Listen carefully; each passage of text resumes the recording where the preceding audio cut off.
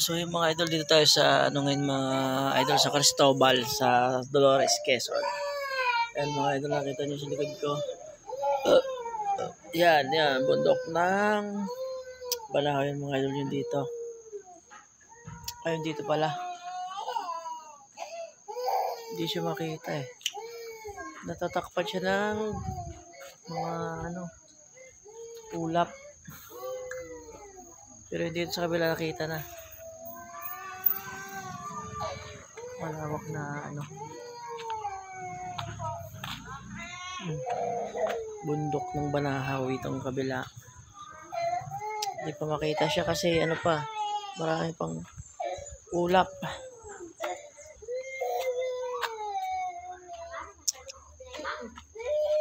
Marami nilang tanim mga idol dito sa pinuntahan namin. Talong, tsaka to?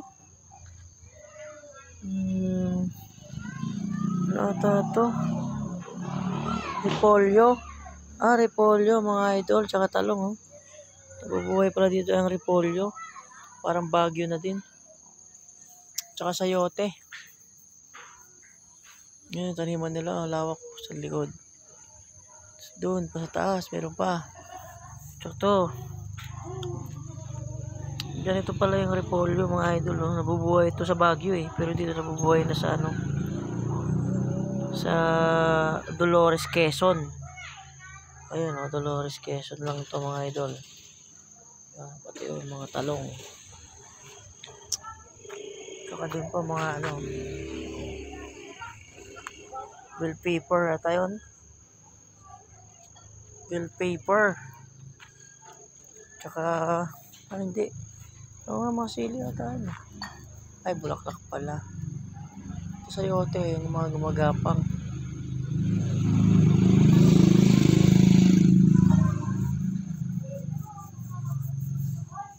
Marami itong mga idol mga pagtaniman Doon nakita na yung dulo ng bundok mga idol Doon sa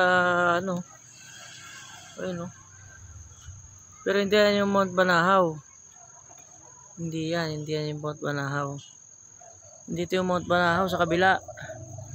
Nandito hindi pa makita Yan siya So hindi pa siya makita gawa nga nung marami pang ulap. Yan. So kung makakit lang sana sa taas next time pagbalik kakakit tayo dyan. Yan kita-kita na kita na yung mga bundok. Yan. Namasyal kami dito sa Dolores, Quezon mga idol.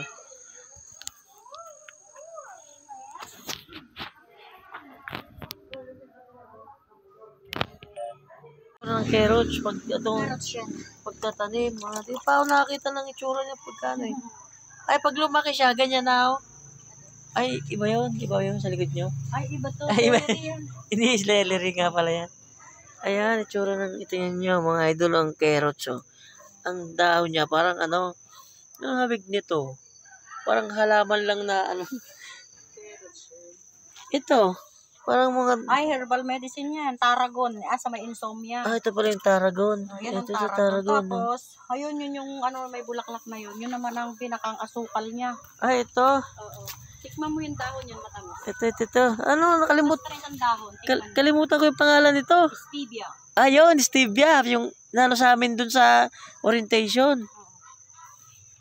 Oo nga, matamis. Yan yung pinakang asukal na niya. Tapos, kung gusto mo medium mint siya, ito naman. Alin po?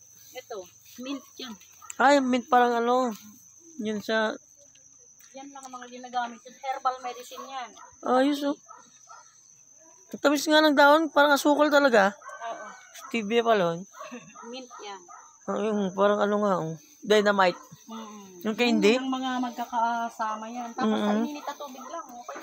Ayos Lagay mo lang habang yan ang natural na tea.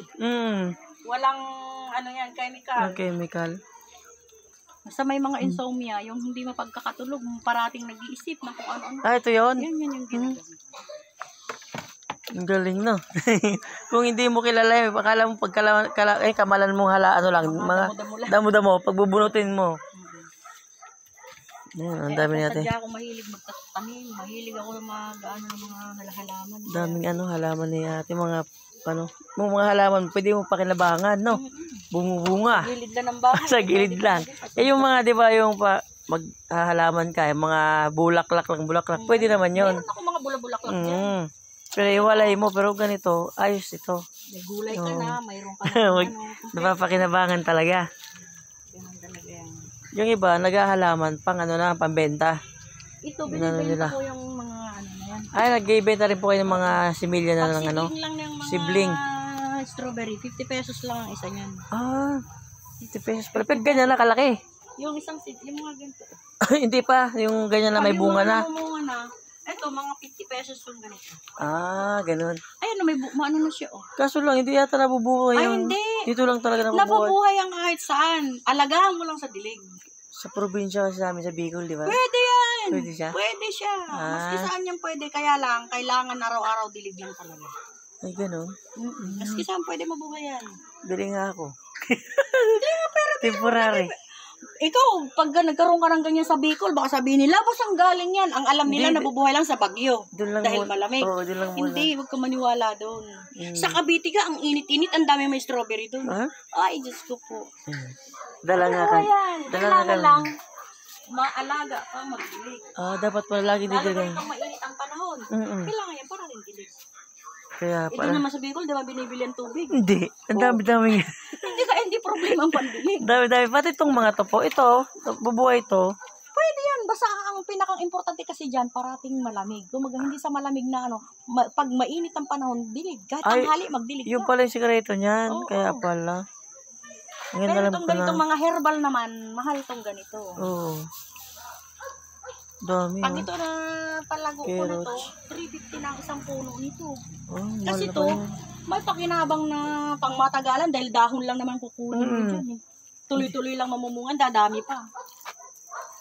Ang galing nyo. Mas maganda pala mag-alaga niya kaysa dun sa mga yung mga bulaklak ito kasi itong ginagamit ko dito na mga organic kasi yan. Kaya pala. Organic. Ganda ng pusa, Mingming na naman. Guguho na yan. Mingming. Ang lalaki yan. Ang ganda, Napakadami namin pusa. Ang dami mga pusa, tay. Sa kapatid ko yan. Mahilig kasi sa pusa yun. Ako, naninimot pa yun ng pusa. Tinan mo yan, ang liit-liit pa lang. Ano yan yung kaulip? Bell paper. Yan, bell paper. Ang liit pa lang. Alam mo, sa totoo lang, dito nung Pasko, hindi kami bumili ng mga gulay na sinahog namin sa mga niluto. Sa mga bihon, sa mga... Ang dami ko nung magsimula ng October, marami na akong pwedeng harvestin ng mga peche bagyo. Ang dami, Katulad, eto, asan po yung peche bagyo ito? Ayun, yung malalapat ang dahon.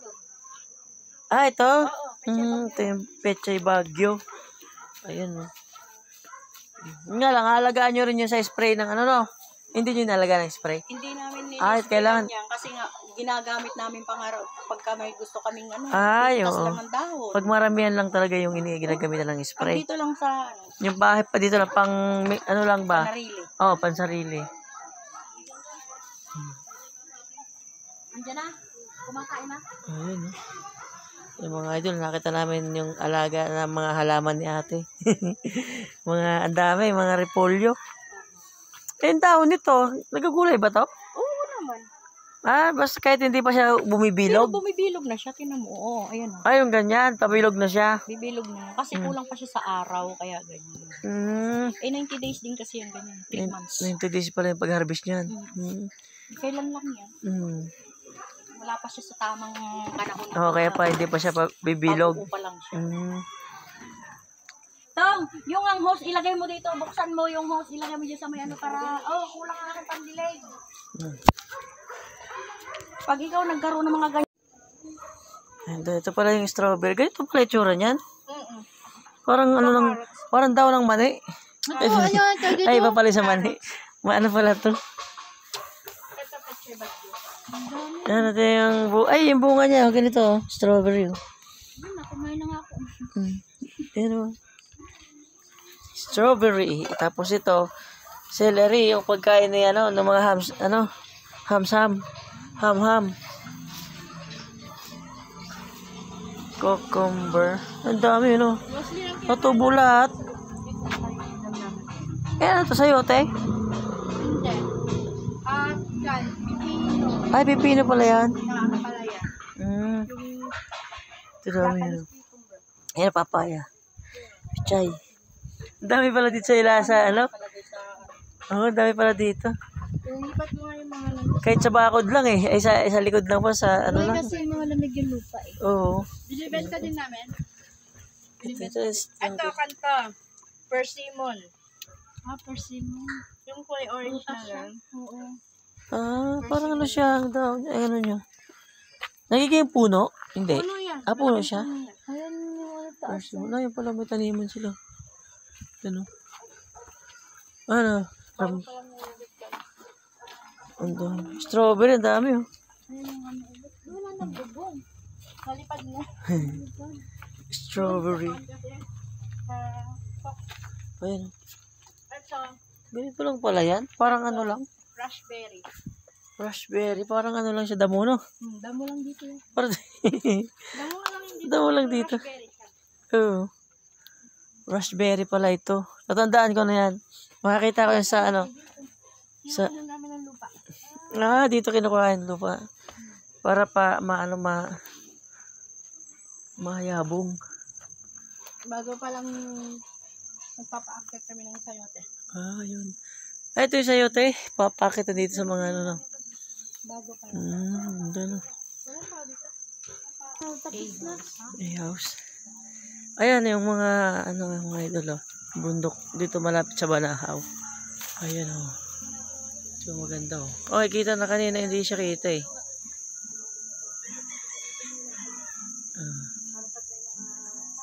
Bundok ng Banahaw yan. Ay, malapit na lumabas yung isa. Doon. Huwag dito. Dito, may CR yan dyan. May CR dito.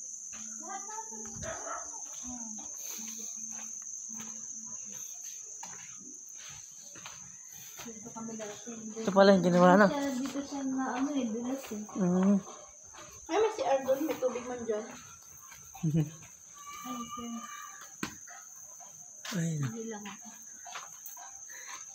Kasi pag tapos na yung bayaran dito, papabakudan ko na lahat. Malaki ito yung ano.